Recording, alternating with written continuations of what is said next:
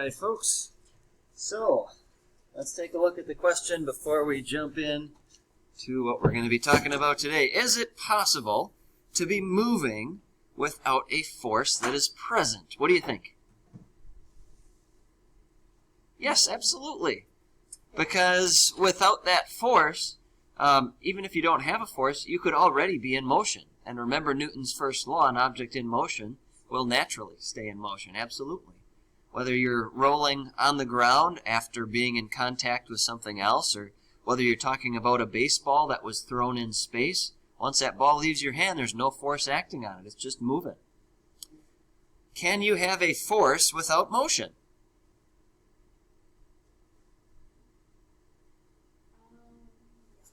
Yes, absolutely. Because, there's static friction. Some things you try and push and they just don't go anywhere. So yeah, you're exerting a force, but there is no motion. So the answers to this then are yes and yes.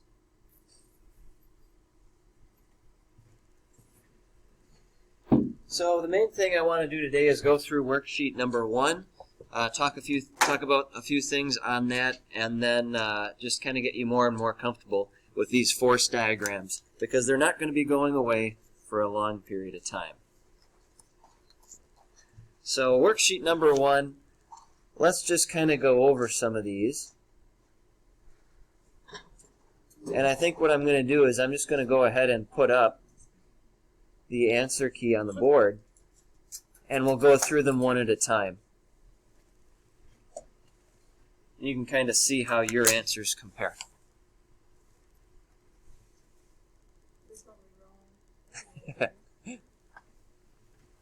Got to have more confidence.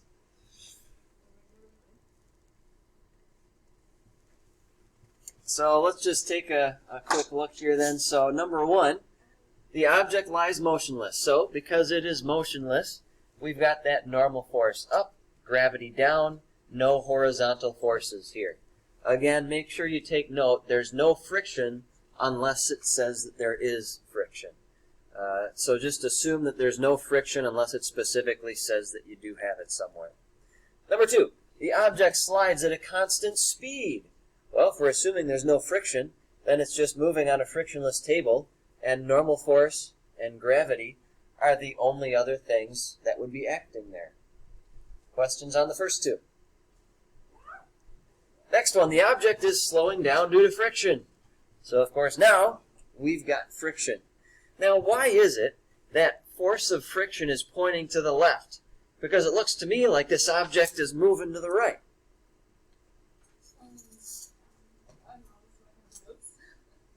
Yeah, it's what you have in your notes, and for good reason. Friction always opposes motion. So if the object is moving to the right, friction will be pointing to the left. So friction will always oppose the direction of your motion. Gravity and normal force are the same from before. The object is speeding up in this case. So remember that when you're on an incline like this, normal force always goes perpendicular to the surface. That's why normal force is up and to the right a little bit here. You're always going perpendicular to the surface. Gravity is always straight down, though, so that doesn't change. Number 5, the object lies motionless due to static friction. Well, it seems like it's the same incline as this. It's just not moving anymore. So gravity is still down. Normal force is still up and to the right a little bit. But because there's static friction, that static friction is going to be acting up and to the left. In the same way that normal force is always perpendicular, friction is always going to be parallel to your surface. So friction is up and to the left a little bit in this case. And we know it has to be there because the object isn't moving. It's opposing the direction of motion. Number 6, the object is suspended from the ceiling. It's just hanging there. So for this one, we've got gravity acting down, tension going up, and that's all there is to it. It's just like the one that was in our notes. Normal force is not something that's always going to be present. That's only there if the object is on a table or a floor or something like that. Number 7, the object is suspended from the ceiling. So if that's the case, we've still got gravity going straight down. That's no different from anything else. But now we've got 2 strings, and these strings are going up at different angles. So because of that, we've got 2 separate tension forces that we have to write down. You could label these tension force 1 and tension force 2 if you like. This is just fine though. Whatever direction you've got a string pulling, you're going to have a tension force pointing in that direction. Number 8. This object is suspended from a ceiling. So there's a string kind of pulling it to the left, and there's a string kind of yanking it to the right. So like before, we've got gravity down. This string going up into the left, maybe we'll call that tension force 1. So there's that tension force going up just in line with that string. Then there's this string right here. We'll have a force pointing to the right because that's the direction that that string is pulling the object. So that's where FT2 comes into play. And that's number 8. Halfway through. Questions so far?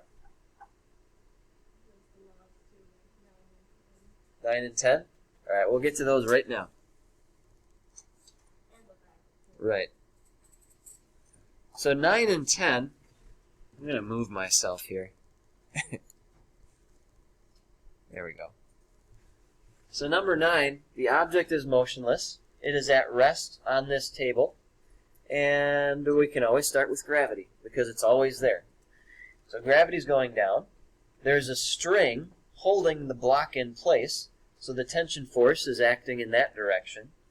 And because it's on this incline, because it's on this table, there's also a normal force there.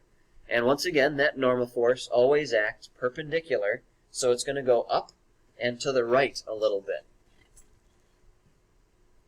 Number 10 is kind of similar. We also have another block on an incline here. So normal force is going to still be present, going perpendicular up and to the left. Gravity is still present, going straight down.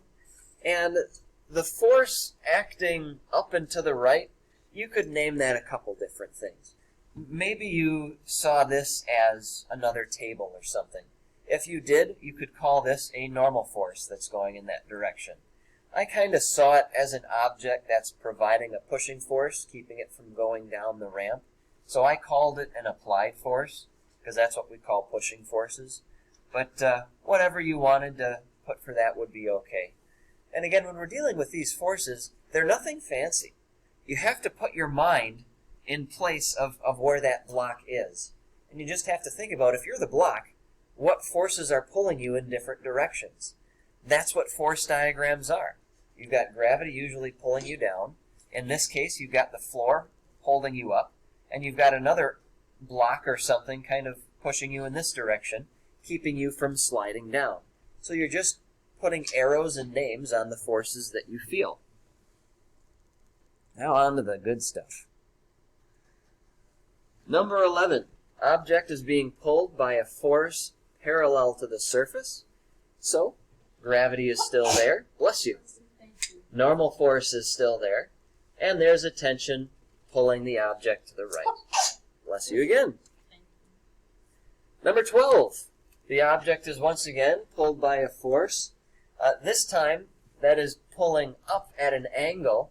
Remember, in class we dealt with the scenario where the force was going into the object at an angle. So this is a little bit different and a little bit easier. Instead of trying to think about that arrow going through the dot and coming out the other side, for this one, you've got the tension force just coming right off of it. Because that's exactly what's happening with the force. You're pulling that object outwardly. So gravity is down, tension force is up at that angle, normal force is upwards. Can anybody explain to me why I have normal force being a smaller magnitude in this case than gravity?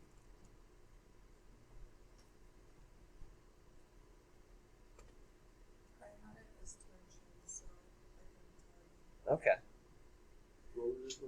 Question was, in this picture, I have normal force being smaller than force of gravity. Why might that be?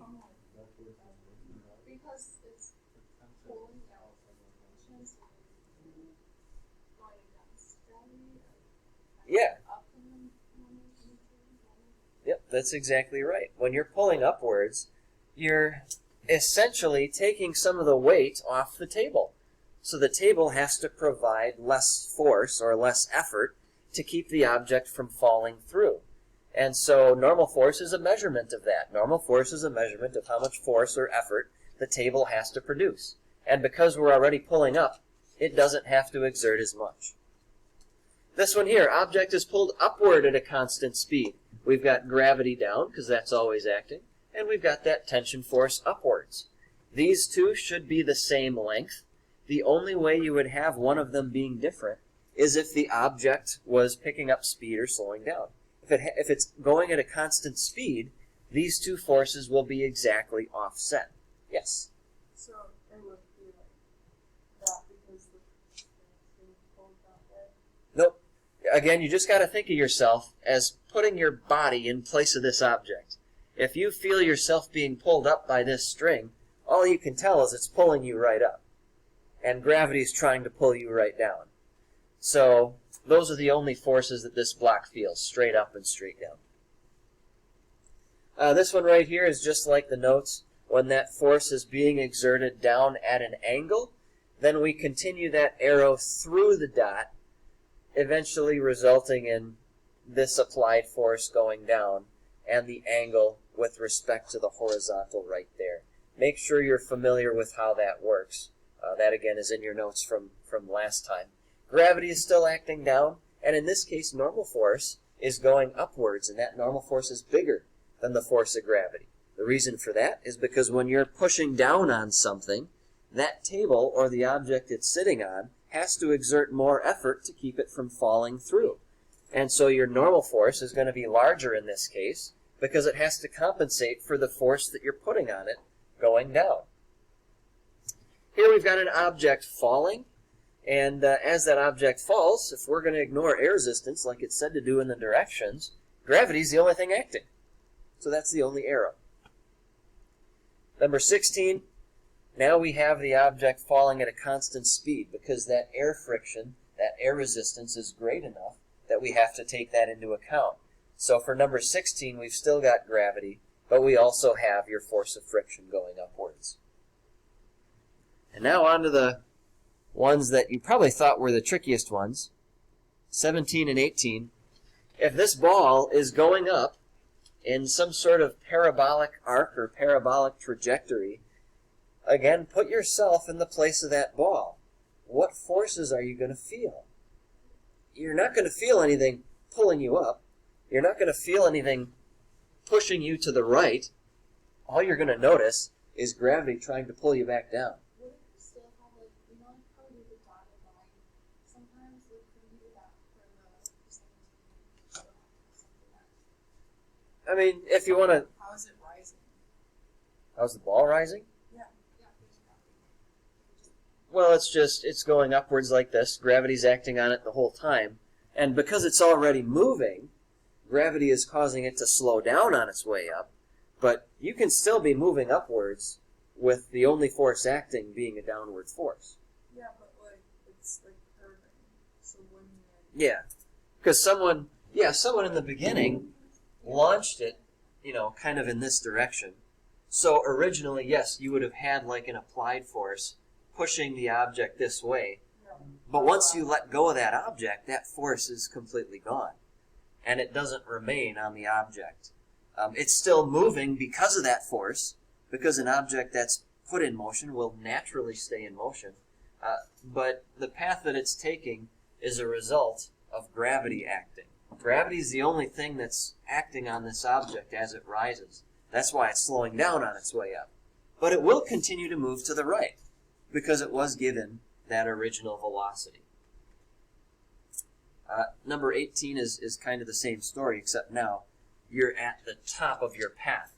And when you're at the top of your path, regardless of what you did in the beginning to get it up there, and regardless of the fact that it's now basically at rest, gravity is still the only thing acting here, because there's nothing else pushing or pulling on this ball. Just like there was nothing pulling or pushing on this ball here, aside from gravity.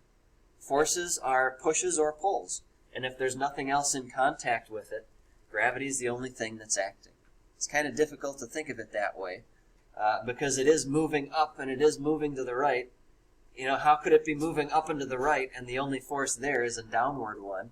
It totally goes against common sense. But if Newton's first law is true, which it is, this is how we got to describe this. Further questions on homework number 1? Okay. What was that? Good. I'm going to come around and grab that from you.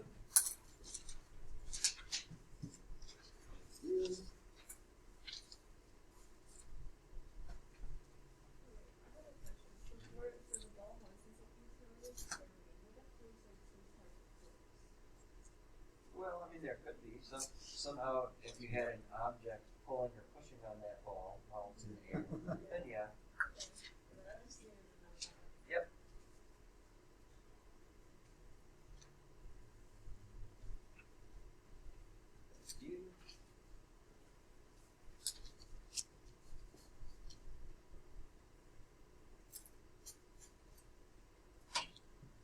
Now, what I would like to kind of introduce you guys to today are force equations, because we're going to be dealing with these a lot as we go forward.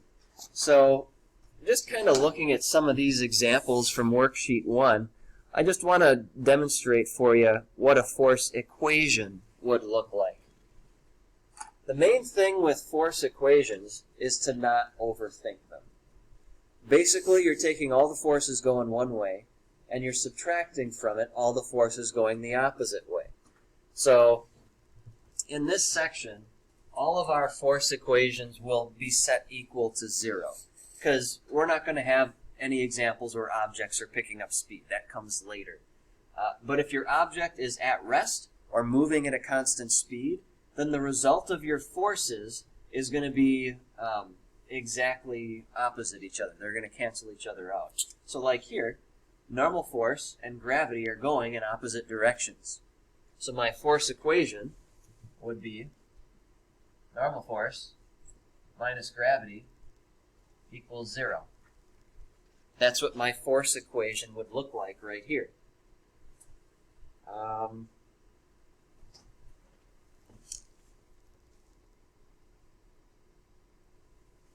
Let's just say, for the sake of fun, let's say that there was friction in number 11. Maybe we've got some friction from the table here.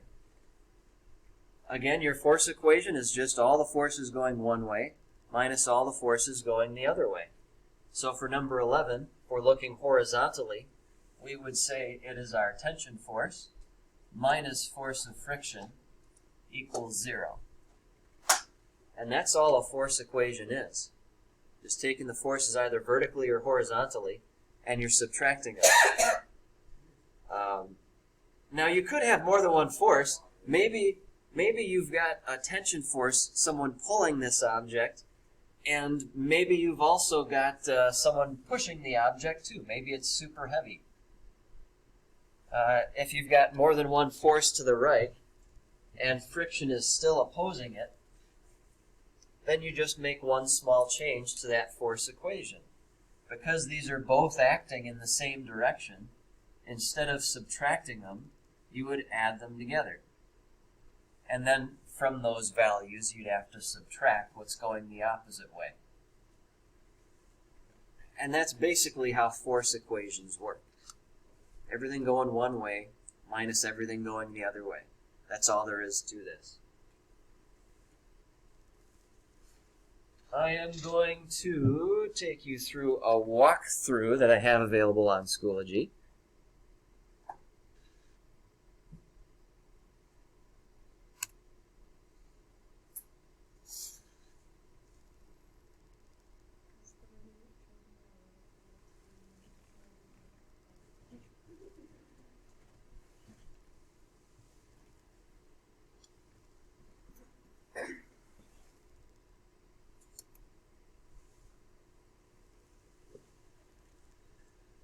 So just a little bit about this here then.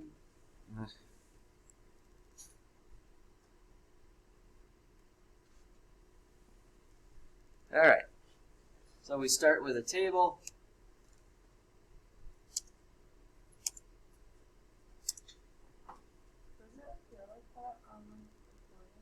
Does it what? Yeah, it's going to look like that on the thing. That'll get annoying for people watching it, I'm sure. So if you've got a block,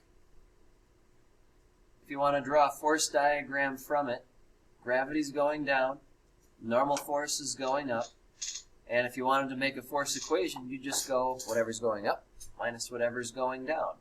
You could actually then calculate those. Because normal force is up, gravity is down, and if they both equal 0, that means they're both going to be equal to each other.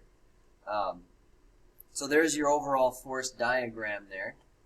And to just kind of take this one step further from where we went before, normal force minus gravity equals 0. So if you want to actually calculate that normal force, what you have to do is isolate it. You can isolate it by chucking the force of gravity down the other side. And one of the things that we do a lot in this class is calculate force of gravity. And force of gravity is just mass times 9.8. So 10 times 9.8 is equal to 98. And that's what your normal force would then be equal to. And that's kind of a basic way to throw numbers into your force diagram.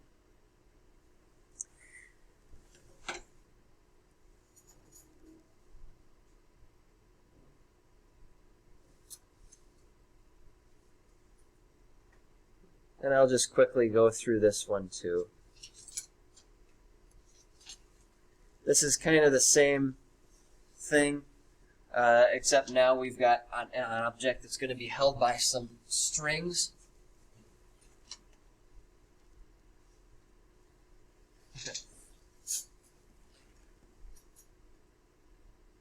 And you could even throw angles in there. The main thing you have to realize, like you drew on the worksheet, wherever you've got a string, you're going to have a force. So you have a tension force here, because there's strings in both of those locations. And you could even get rid of the entire picture. That's what your force diagram would look like. And the rest of this kind of goes through how you would solve for different things with this kind of a setup. And that's what we're going to get into more tomorrow. So what I'd like you to do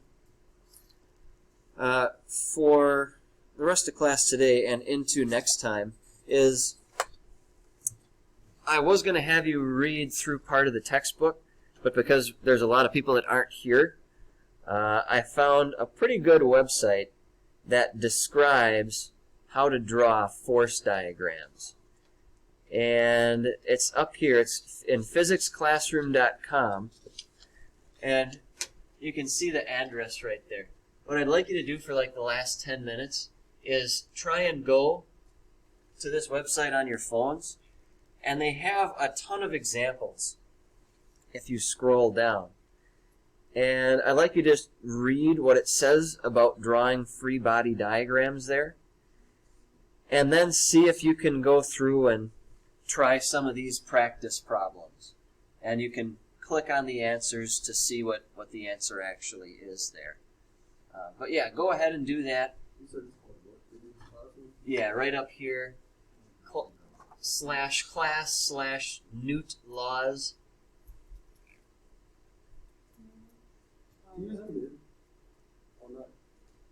Probably.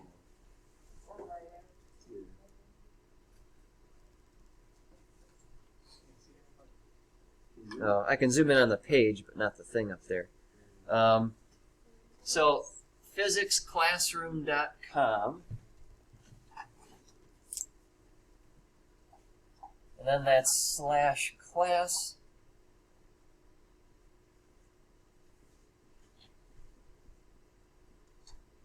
/Newt laws. I don't know if that last part is important or not.